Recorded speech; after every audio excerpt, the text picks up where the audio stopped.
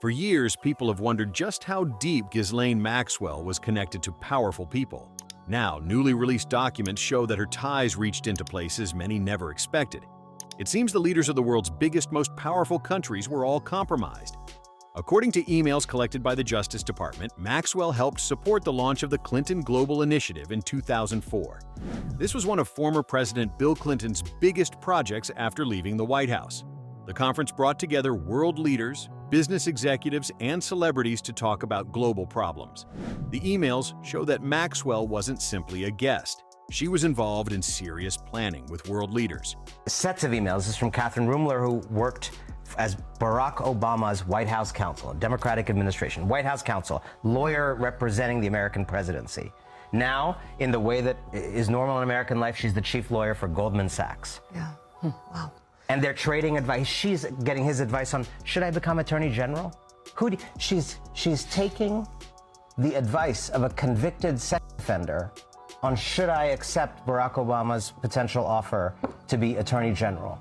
And he's telling her, she's giving him advice about his situations in life. And in this very striking scene, she describes driving up to New York, and she says, I will stop at a rest stop at some point in New Jersey on my way up to New York, and I will see, no doubt, all these people who are 100 pounds overweight, and I will be shocked by it, and I will be moved to never eat another morsel of food in my life so that I never become like them. I just want to say to people watching this is what people in that class think about you. You don't normally get a glimpse.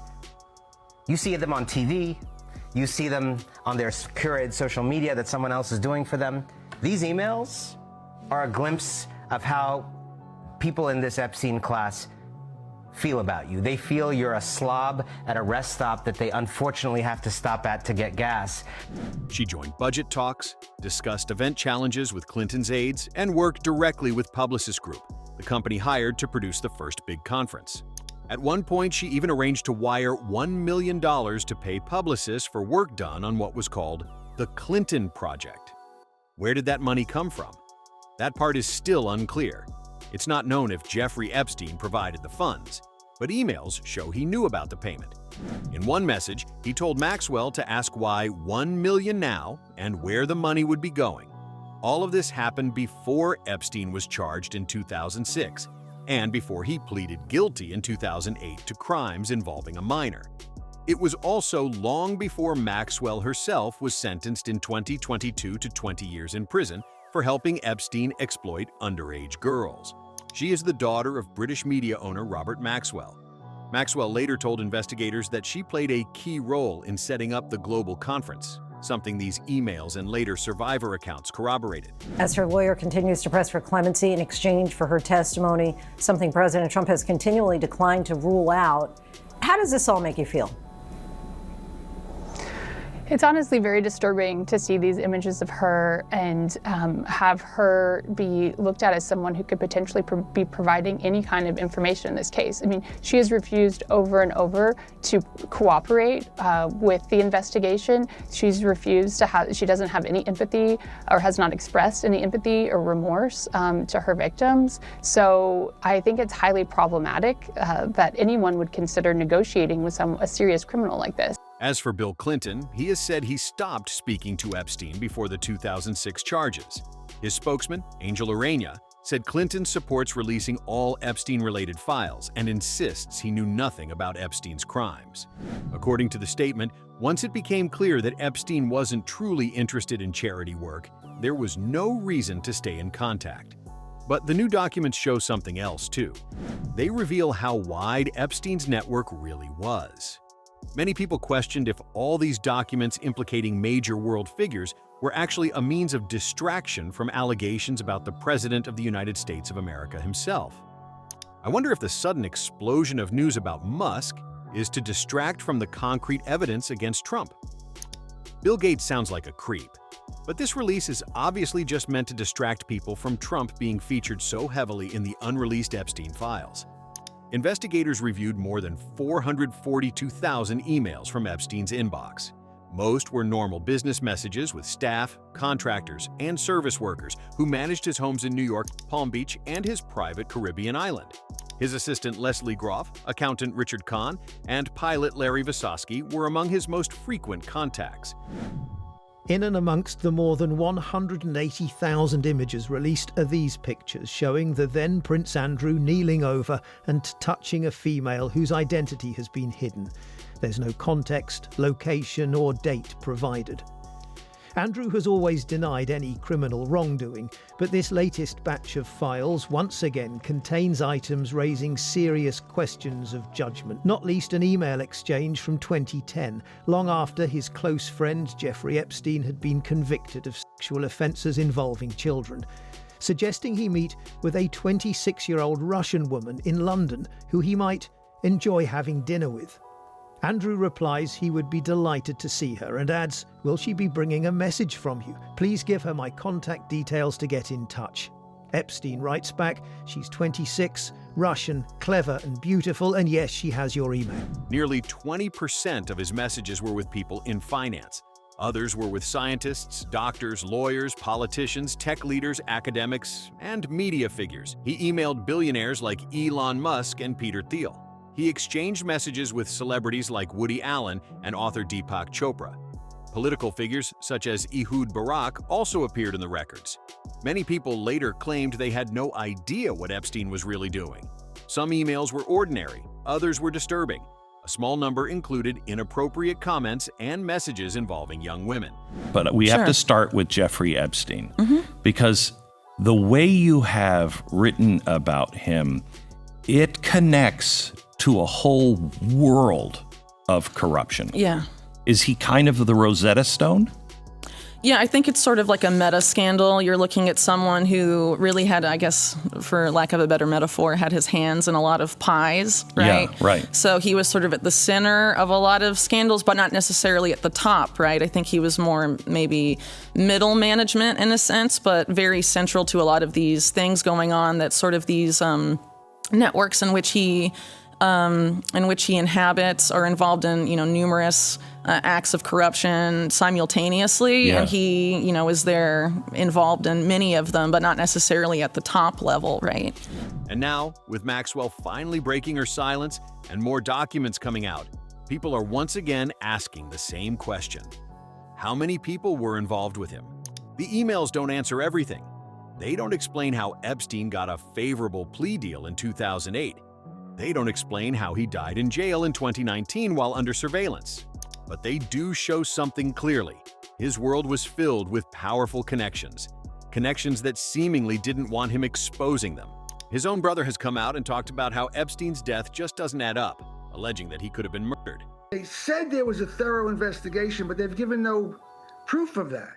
It was never, as far as I know, it was never investigated as a potential homicide. Because if it was, there's a lot of things they should have done that were not done. So, but who are you accusing? Who do you think might have killed him? Well, I don't speculate. I'm not accusing by anybody willy-nilly, but if you, the way I look at it, if you were going to investigate this as a homicide, you would look at the facts. I try to stick to the facts. Now, Bill Barr came out and said that he was, it convinced them that it was a suicide because nobody went in or out of the tier. That completely forgets about the fact that there were 12 other prisoners on that tier that would not have to go in or out of the door he said he saw, that could have killed him, or potentially the guards that locked up the tier, 10:30 at night. We don't know who they are. So the question is, who are they? Why, after almost 6 years, are they still unnamed? Were they really prison guards? So when you look at who are these people that are covering this up, or why are they making up these things? And you ask, who do they work for? Who would they be covering something up for? So do you think your brother had information? Do you think your brother had information? Knew things about powerful people that would have embarrassed them, potentially led them to be in the same position as he was in prison, and that was the reason? I believe so, yes. And what about the situation we've seen? Jeffrey mentioned he had dirt on people. He didn't tell me what he knew, but he said, he led me to believe that he had, dirt on people. Did he tell you who he knew things about? Well, in the 2016 election, we were talking about the election, and Jeffrey told me that if he said what he knew about the candidates, they would have to cancel the election. That's a quote. That's exactly what he told me. He said, if I said what I knew about the candidates, they'd have to cancel the election. He didn't tell me what he knew, but that's what he said. Well, clearly Donald Trump was one of those candidates. When thousands of Epstein's emails were released after Congress passed the Epstein Files Transparency Act in 2025, the internet exploded. The files were packed with names. Some were serious contacts, others were random. But once your name showed up, even in a small way, it became headline news. In one strange example, there was a 2011 marketing email from Ticketmaster that began, "Hi, Jeffrey Epstein. Check out these events in New York." It was just an automatic message suggesting concerts by Roger Daltrey from The Who, Steely Dan, Blondie, and Ray LaMontagne. But because the email landed in Epstein's inbox, those artists' names ended up in the public files too. Then there were actors and celebrities like Sarah Jessica Parker, Robert De Niro, Jane Fonda, and Anderson Cooper. Their names appeared in news articles, event invites, or simple inbox messages. It didn't always mean they had a deep relationship with Epstein. But once the files were released, everything got mixed together.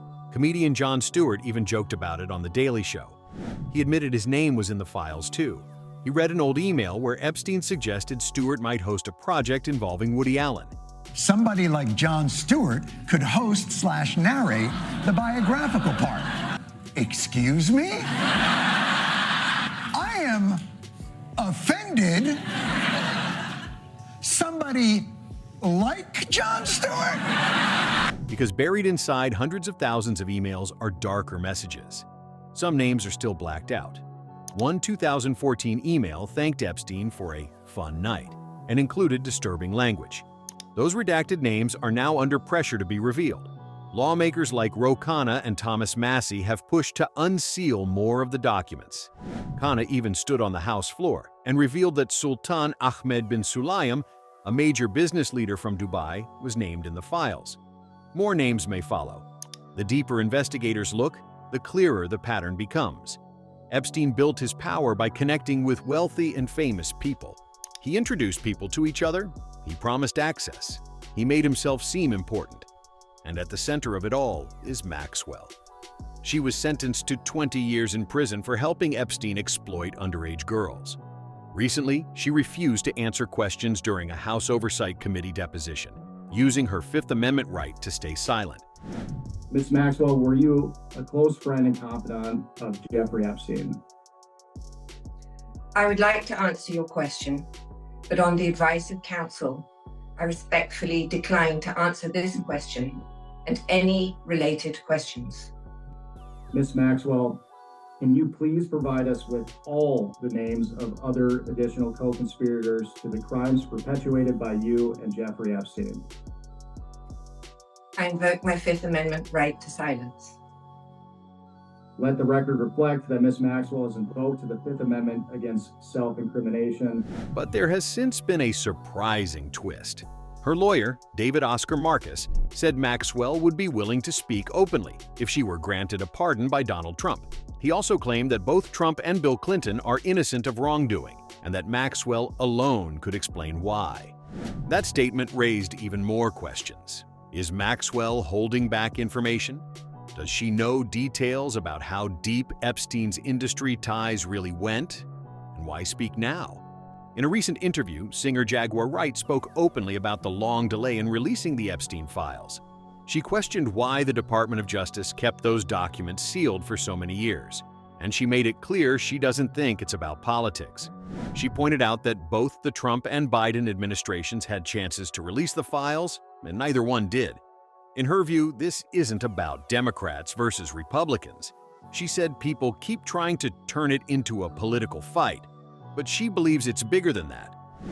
Let's stop making it political. I think everyone wants to make it political. Oh, look at the politicians, and this isn't about the rappers, and this isn't about this, and this is about the politicians. No, it's not. No, it's not, because you got Democrats and Republicans equally aligned up in this whole foolishness. This is about a certain class of people in this country that have been doing all kinds of shit. And it really doesn't matter what your religious background is, what your social standing is, or what your political standing is. It really doesn't matter. This is not about them versus us, or no, this is about the weirdos and then the normal people. And not even normal people, just decent people. The problem is that the weirdos are outnumbering, it's looking like, the decent people, 10-1. Like, does anybody get that? Like, the simple fact that nobody is holding TMZ into account for anything, and they've been mentioned in these files. Harvey Levin specifically. Yeah. He ain't saying nothing. He ain't saying nothing. Why not? She also talked about the 2026 Grammy Awards. Jaguar said she didn't watch the show.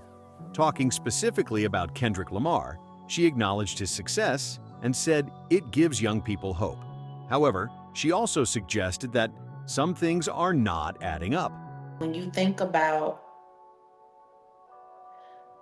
the moment of arrival for him to step into the #1 spot as the #1 top shotter for hip hop, all lays around him accusing Drake of being a PDFer on record. The lawsuit, all of that stuff, you know. The question is, were you speaking out against people in the industry abusing others? Because if so, then you should probably speak out against the rest of them too. It's funny because artists get put in uncomfortable positions all the time. And a lot of them choose silence over.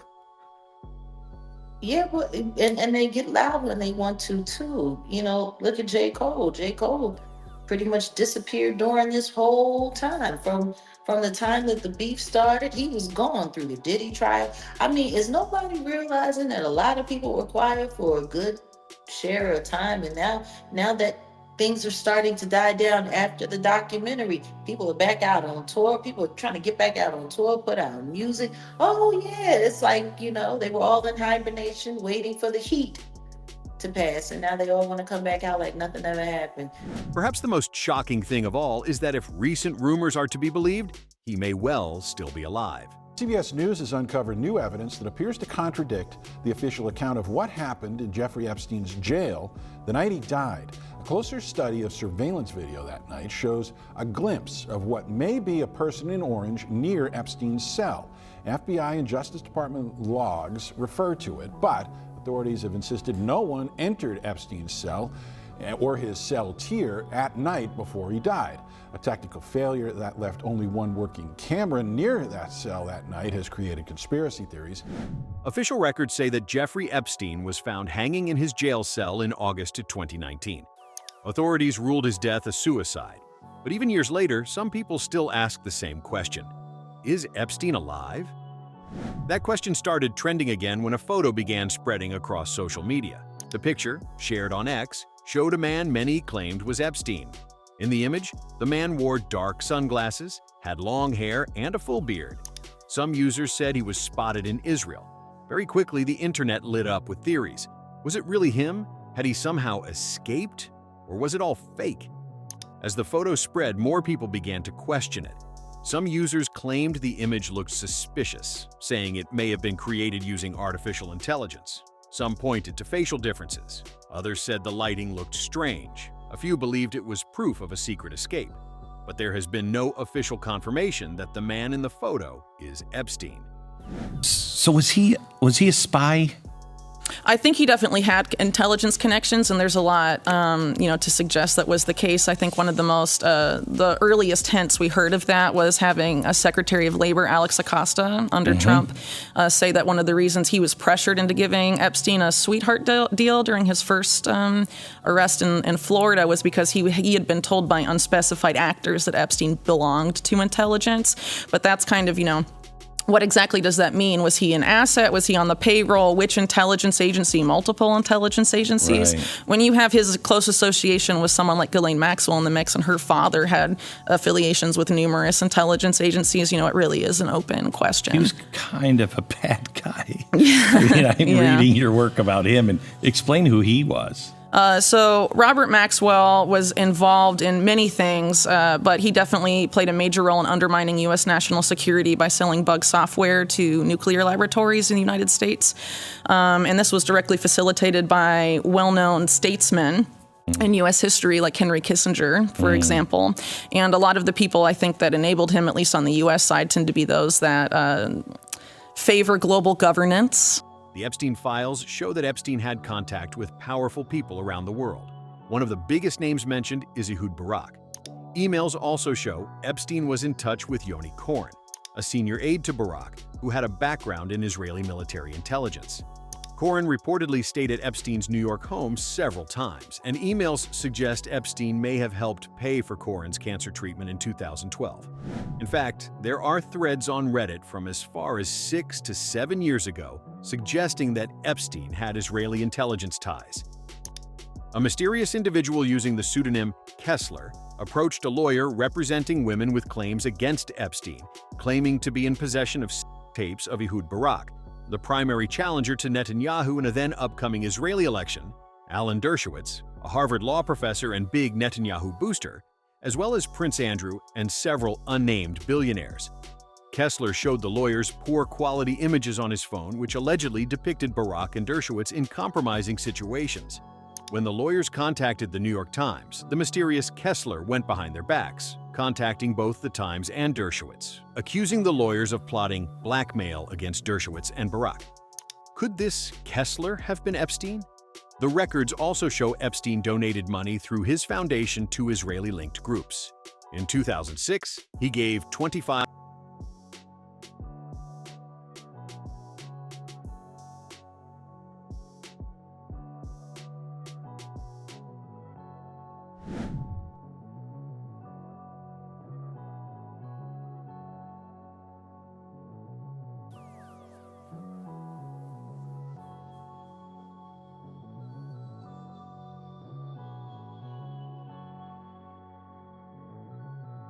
Robert Maxwell was very close to the Eastern Bloc. He had a very close relationship with intelligence figures in the KGB and also Bulgaria. He had a relationship with British intelligence and Israeli intelligence, and was involved in aspects of what later became known as Iran-Contra, which of course involves aspects of U.S. intelligence. So, I mean, he had his hands in, everywhere and everything. And I think ultimately people like him are interested in any deal they can make to advance their money and their power and their influence, they'll take it. So Robert Maxwell was very interested in having his family be like the Kennedy family, a political power dynasty.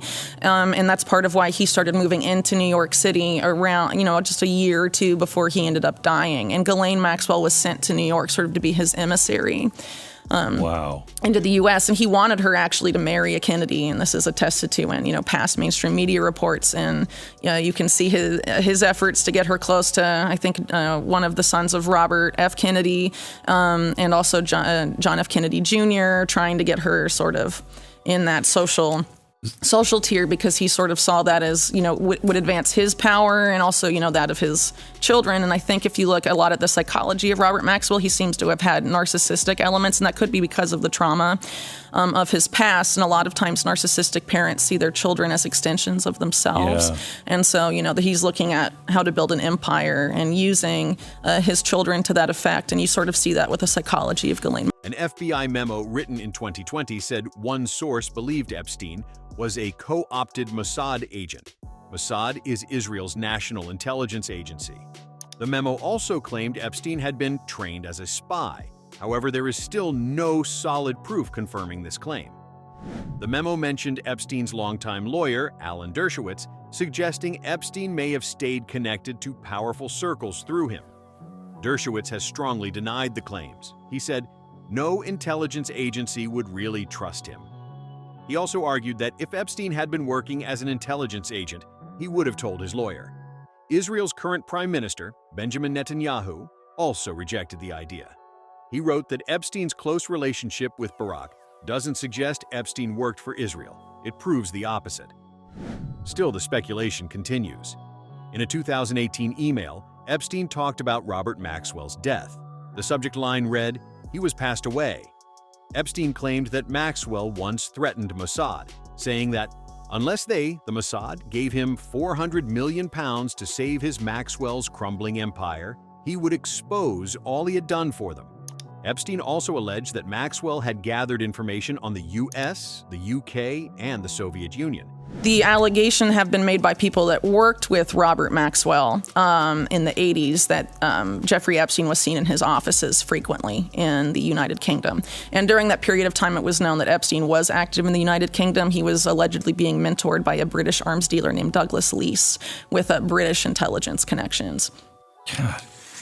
First of all, you wrote 2 volumes on this. 1,000 pages. Yeah, I mean, that is crazy amounts of work. Yeah, my son was born in the middle of it, so it was really crazy. You were there for that, I imagine, when your son was born. So tell me, 1,000 pages, and there's no fluff in it. I mean, it is. It's dense. It's very dense. Mm-hmm. Why is it nobody else is reporting on this? Well, I guess I don't really know exactly why that would be, but the silence is very eerie about major aspects of the Epstein case. It ended up being 1,000 pages because as I was writing about Epstein, a lot of the connections that came up, I was just, increasingly aware that a lot of people in the American public, a lot of the names I was coming across, most people weren't going to be familiar with. Correct.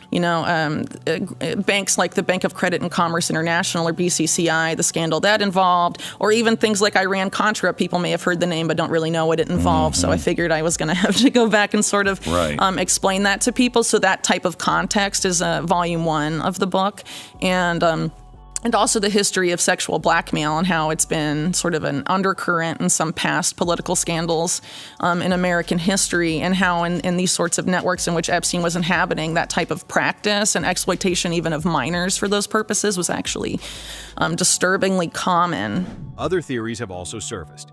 Christopher Steele, a former British intelligence officer, suggested it was quite likely Epstein may have been recruited by Russian organized criminals. Poland has even opened an investigation into possible links between Epstein and Russian intelligence. So what's the truth? Right now, there is no clear proof that Epstein worked for any intelligence agency, but experts say someone with his wealth, powerful friends, and private information would certainly be interesting to intelligence services around the world. What is clear is that Epstein built relationships with leaders, billionaires, and global organizations. The newly released documents continue to raise questions about how he gained so much access, and whether some of those connections were more than just social. Even years after his death in 2019, the mystery surrounding his global ties is far from over.